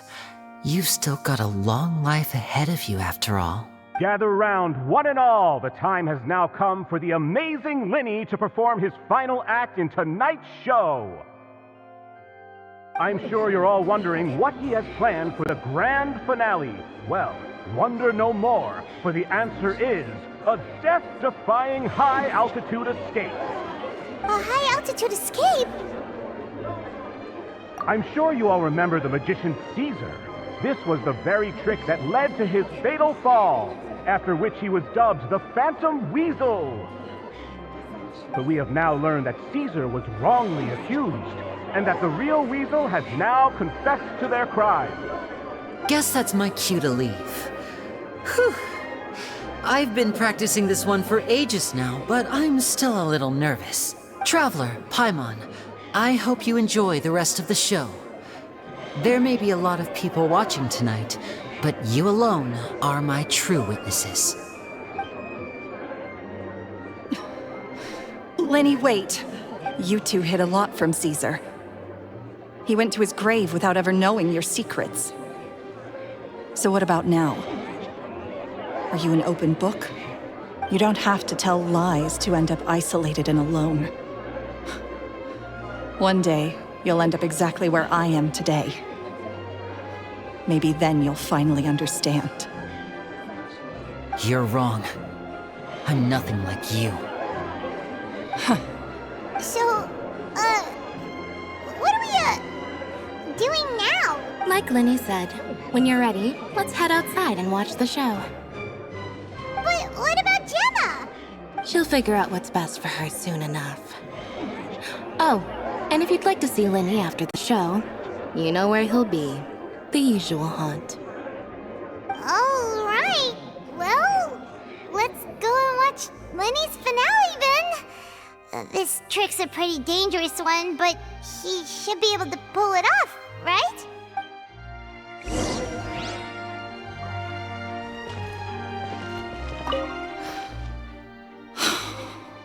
What is my truth? Sometimes I think I'm like a gambling addict. All I care about is winning, and it doesn't matter what's at stake. By the time I come to my senses, I'm left with nothing. Oh, if I had my time again.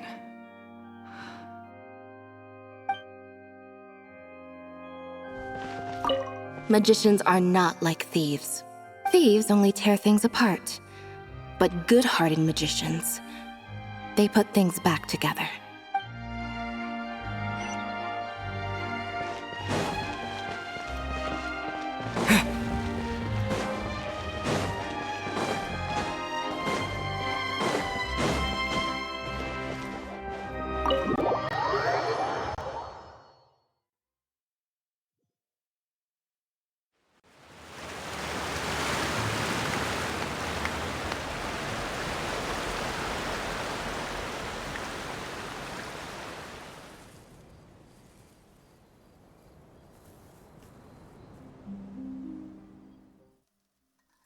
Magic should be mysterious, surprising, and defy logic. Magic is hard work. Every single movement has to be practiced thousands of times. It's alright. We're used to that.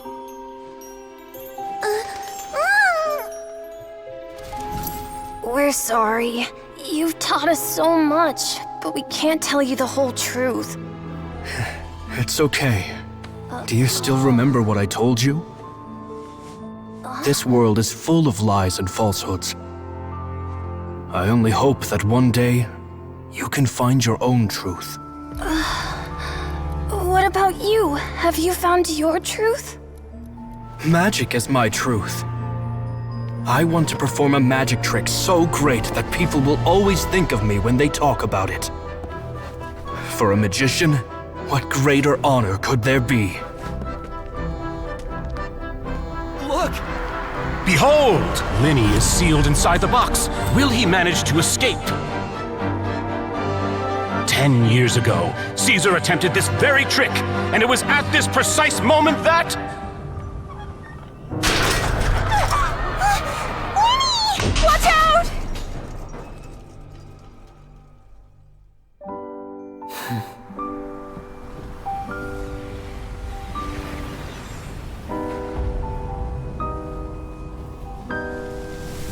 Mysterious.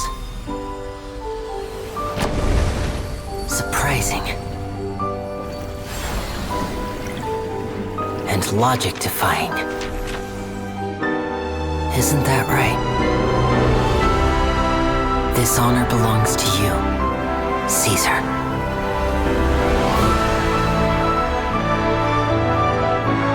I'm just sorry it's a little late.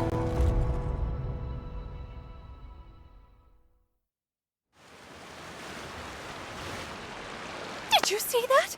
1 minute he was falling, and the next, he turned into flowers. How could he possibly have done that? How mysterious. I didn't blink once. He just vanished, right in front of my eyes. What a heart-stopping magic show! This was really worth the trip.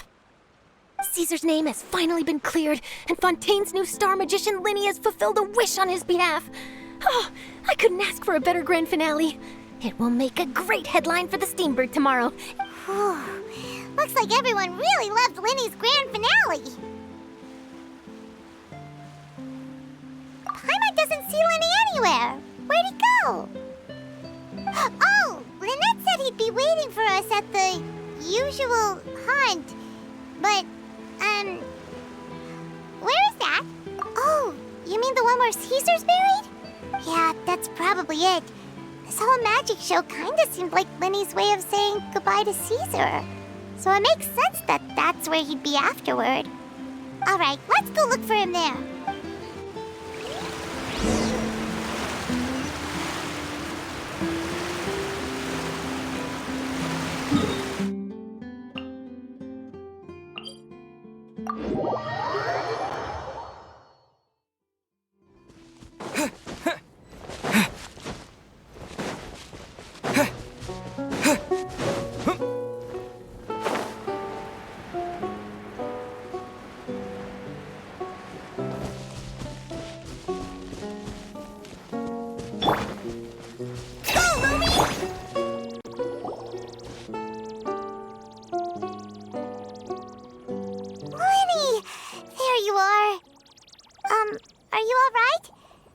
Was scared to death when the chain broke. Paimon was sure something had gone horribly wrong.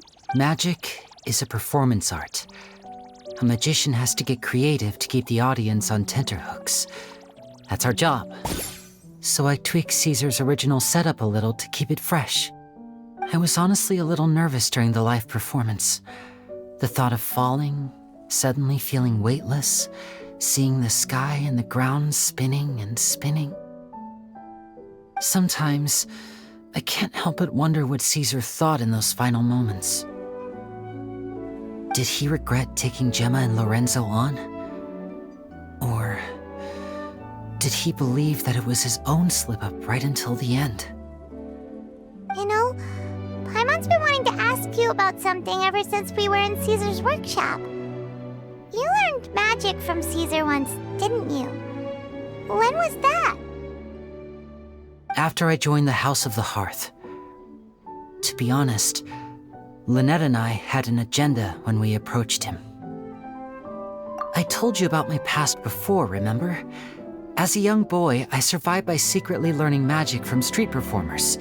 I'd watch their tricks and try to figure out how they were done. But I quickly realized that observation alone could only get me so far. What I saw was the polished final performance, but the rigorous training they put in behind the scenes remained invisible to me. I needed to learn how to improve my sleight of hand, hone my misdirection skills, and make niftier props. We were gifted enough that we'd made some progress by ourselves, but without proper guidance from a professional magician, we quickly plateaued. So that's why you sought Caesar out? Yes. We figured there was no harm in asking, but it took us by surprise that he was so willing to teach us. In all, we only spent 10 short days together, but he was very good to us. By contrast, we hid so many things from him. For instance, when he asked why I wanted to learn magic, I answered, "It's my passion." But in truth, there was already a lot more to the story by then. After being taken in by an aristocrat for our magic talent, then betrayed soon after, this was no longer about me doing what I loved. What amazed me was how the lie escaped my lips even as I was hesitating over whether to tell him the truth. Trust is a beautiful thing. Sadly, I'd forgotten how to trust by then. Lyney. Still worried about the way I feel? You really are a gentle soul, aren't you? But don't worry, I'm used to it now. From the mansions of the elite to the house of the hearth, lies and selfishness have followed me and Lynette everywhere we go. After Caesar went on tour, we became busy with our missions. The next we heard of him was that he'd fallen to his death, and was now declared to be the Phantom Weasel. That night, I remembered his smile. But as I lay there, I didn't know what to say to him. To keep secrets is to put up walls. The longer you keep them up, the less you let people in. Then, one day, you look around and realize your life is like an empty auditorium after a show, full of seats once occupied by all the people who left. But I guess that's the price we have to pay. You only realize how much someone really meant to you when you lose them completely. That's why I was so confident this would hurt Gemma. Because I felt it for myself. Yeah, cheer up, Lyney. We've had to say our fair share of goodbyes during our journey, too. But whatever happens, Paimon always believes in what tomorrow brings. Delicious food, fun toys, and the Traveler by my side.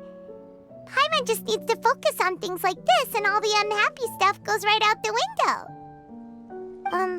You know, Traveler, doesn't that kinda make you Paimon's truth? Exactly.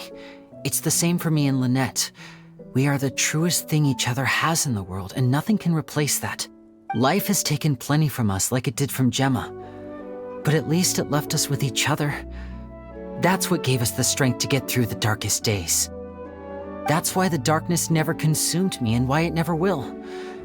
Maybe we live in the shadows too, but we remember every precious ray of light that shines through. All right, time to lighten this conversation up a little. What did you think of the show tonight? Were you happy with it? It was amazing! Paimon just wishes we hadn't been so distracted with the Gemma situation. We spent most of our time in the Opera House just talking and pretty much missed the entire first half of the show. Lyney, could you do just one more trick for us? Whoa, that's a bit of a tall order, I'm afraid. The show's just finished, so my sleeves are decidedly card-free right now. Aw, come on! Surely you can think of something. The Lyney Paimon knows can do anything if he puts his mind to it. Oh, all right then. I'll give it a go, but only because it's you. Watch closely. I have a flower in my hand. You liar! There's nothing in your hand! We ain't going along with this! Huh? My goodness, you're right. But I could have sworn I brought one here with me. Okay, try this. Count down with me. 3, 2, 1. 3, 2, 1. Now, have another look around. Maybe the flowers appeared somewhere else. Really? Let's see. Wow, there it is! Oh, this is a different flower from the last time, right? This one's called, oh yeah, a rainbow rose. But more importantly, Paimon has to know how the trick is done. Please, Lyney, pretty please! Well, if you want to learn magic, you'll have to start by addressing me as teacher. Fine. Please, teacher, please! Since you asked so nicely, I'll share one little tip with you. Namely, the student of magic cannot solely rely on others being prepared to reveal their secrets. You have to observe, think, and find the answers for yourself. Is that it? Ah, look at the time. We shouldn't linger here too long. Thanks again for coming to see my show. I bid you both good night. I look forward to seeing you again. All right, fine. See ya. Shall we head back now, too? Oh, Paimon can't wait to read The Steambird tomorrow. Paimon bets Lyney and Caesar will be plastered all over it. Let's head to the Steambird's offices tomorrow morning and see what we can find out.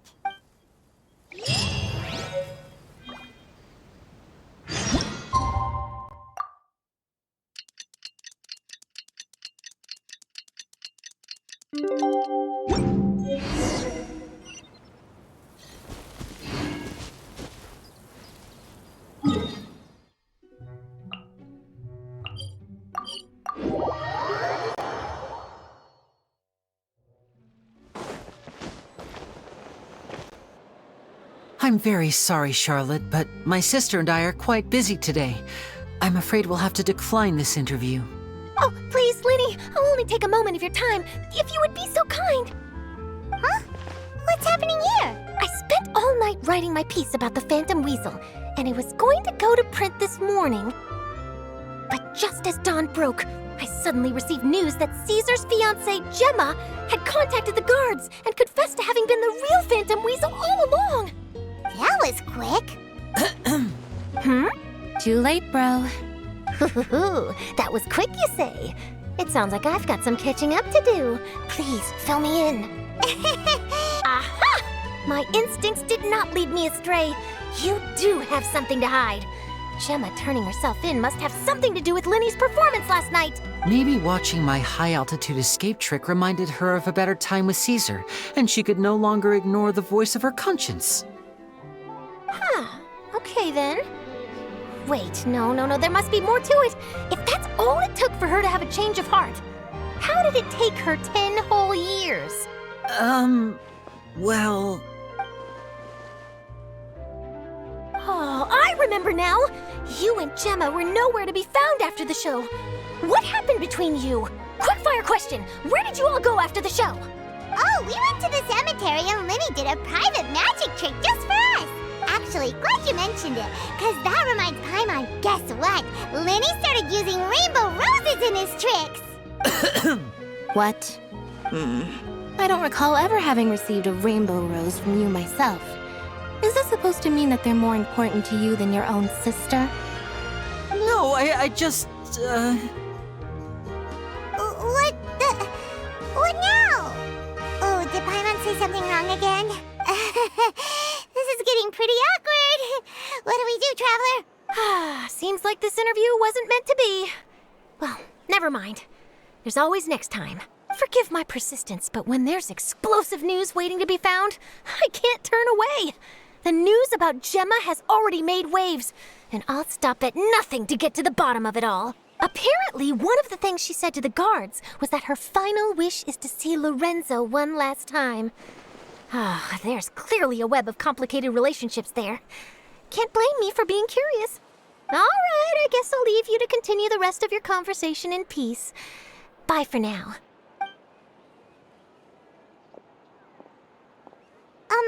Lynette? Paimon didn't mean to... Don't worry, I wasn't angry. I was just trying to distract her. Oh, really? Oh, thank goodness. You scared Paimon there. Phew. You and me both, Paimon. You and me both. At least it did the job, right? Please, take good care of that rainbow rose. I'd be really upset if you lost it.